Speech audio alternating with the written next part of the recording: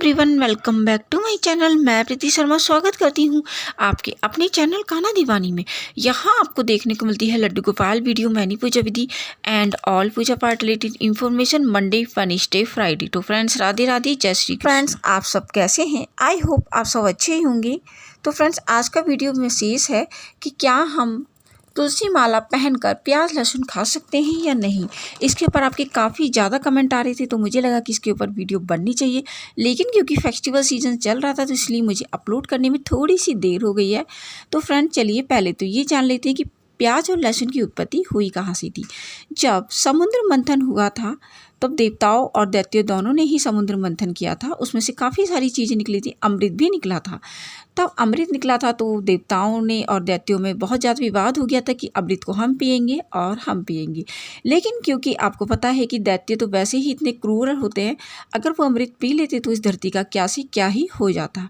इसी वजह से जो हमारी विष्णु भगवान है, वो मोहिनी का रूप बनाकर आए थे और फिर उन्होंने कहा था कि इस अमृत का जो बंटवारा है वो मैं करूँगा। तो जो देवताओं के लिए उन्होंने अमृत दिया था और जो दैत्य थे मदिरा दे रहे थे। तो उसमें जो एक दैत्य था राहु, बहुत ही ज़्यादा चालाक था। वो देवताओं के बीच में आ गया और उसने अमृत को पी लिया।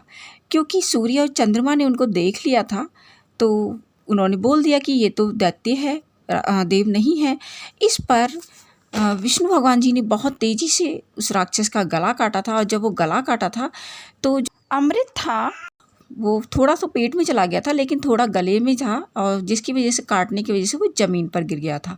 अच्छा जी, जो प्याज था, वो जो उनका खून गिरा था उससे प्याज बन गया था। हड्डी जो थी उससे लहसुन बन गया था। जो लहसुन प्याज है वो आयुर्वेद में बहुत ही ज़्यादा अमृत समान माना गया है, क्योंकि उसकी उत्पत्ति अमृत से हुई है। लेकिन क्योंकि वो एक राक्षस की झूठन है, इसी वजह से भगवान को भोग नहीं लगाया जाता। लेकिन क्योंकि आयुर्वेद में इसे दवाई के तौर पे माना गया, तो आप उसे दवाई के तौर पे ले सकते हैं। जैसे कि मान लीजिए किसी को लू लग जाती है, तो प्याज वो लू के तौर पे खा सकता है। अब जैसे जो मज़दूर होते हैं, किसान होते हैं, उनको तो प्याज अवश्य खानी चाहिए, क्योंकि वो काम ही ऐसा करते हैं कि उन्हें, लेकिन स्वाद के तौर पे हमें नहीं खाना चाहिए। अगर हम ये कहें कि हमें सब्ज़ी में टेस्ट बढ़ाने के लिए खाना है, तो वो नहीं खाना चाहिए। क्योंकि उसका रीज़न है, जब भी हम किसी भी सब्ज़ी में प्याज को डालते हैं तो हमें किसी भी चीज़ का फ्लेवर नहीं आता है। ना ही पालक का आता है, ना ही पनीर का आता है। प्याज और लहसुन बोलते हैं मैं ही हूँ और मेरी ही खुशबू इसमें आएगी। इस किसी चीज़ का हमें फ्लेवर ही नहीं आता है।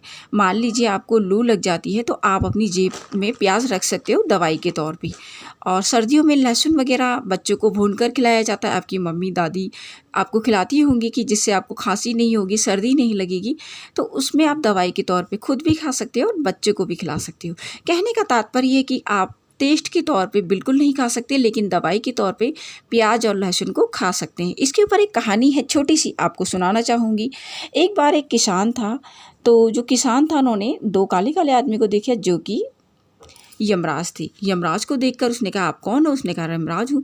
तो वो तो डर गया। उसने सोचा, अरे आप मुझे मत लेके जाओ, मेरे तो बहुत छोटे छोटे बच्चे हैं। इस पर यमराज ने कहा, नहीं नहीं, हम तुम्हें लेने नहीं आए हैं। यहाँ पर एक बैलगाड़ी आएगी और उसमें एक किसान बैठा होगा, उसको लेकर जाऊँगी, क्योंकि उसने कभी भगवान जी की भक्ति नहीं की है। इस पर जो किसान था उसने कहा कि ठीक है, मैं भी देखता हूँ, बहुत मज़ा आएगा। पहले तो उसने सोचा कि चलो मैं भी उसको बता देता हूँ कि शायद वो बेचारा बच जाए।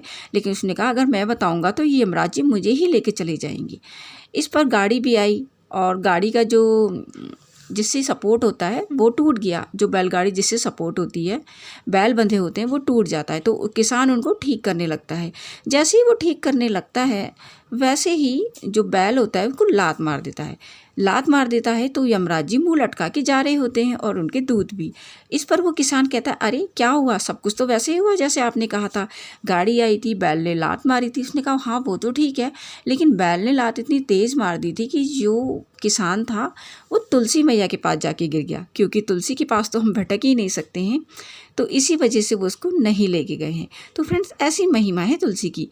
तभी तो कहा जाता है कि जो वैष्णव होते तुलसी पहनते इसलिए उन्हें मोक्ष की प्राप्ति होती है। तो फ्रेंड्स, आप तुलसी माला बेझिझक होकर पहन सकते हैं और अगर दवाई के तौर पे आप प्याज लहसुन खाते हैं तो उसका कोई भी डर नहीं है।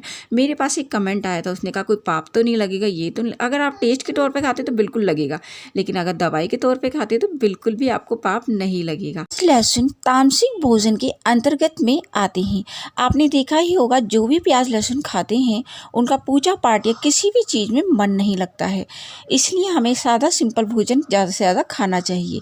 लेकिन दवाई के तौर पे अगर किसी को बताया है, किसी को वैद्य ने बताया है कि आप कच्चा प्याज खाइए, आपको लू नहीं लगेगी या किसी भी चीज़ के लिए, तो आप खा सकते हैं। आपने देखा होगा कि हमेशा सूर्य ग्रहण और चंद्र ग्रहण लगता है, कभी भी बुध ग्रहण या बृहस्पति ग्रहण नहीं लगता है, क्योंकि जब राहु अमृत पी रहे थे चोरी छुपे तो सूर्य और चंद्रमा ने ही उन्हें सबसे पहले देखा था और विष्णु भगवान को बताया था, जो कि मोहिनी अवतार में थी, इसीलिए उन दोनों की दुश्मनी है।